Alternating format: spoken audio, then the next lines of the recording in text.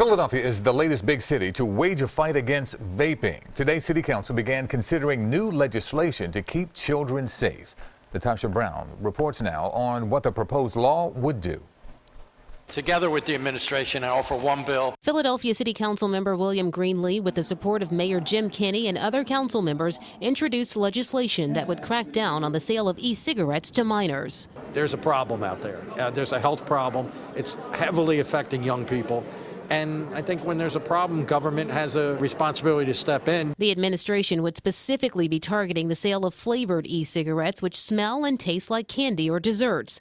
The bill would also limit e-cigarette nicotine levels and flavorings. We're basically saying you can't sell those products, except in adult-only facilities, where children can't come in at all, under 18. I think it's a good idea. Kamara Brooks sees the need for new legislation, saying vaping products are so readily available to young people. It's readily accessible to go to a gas station where you're not going to be carded or ID'd or no one's really going to ask you a question, or even a mom and pop store. Some are applauding vaping stores that they say sell products responsibly to adults only. Them giving you benefits on what they sell or the products that they have really help everybody on a healthy standpoint, as well as they card as well. It'll be 3 years in February. Christine Hughes used e-cigarettes to quit smoking a few years ago. She says the need is there to help kids stop before they ever get started. They shouldn't even be doing that being under 18 because that's not good for their lungs. They're still young. They want to stay healthy.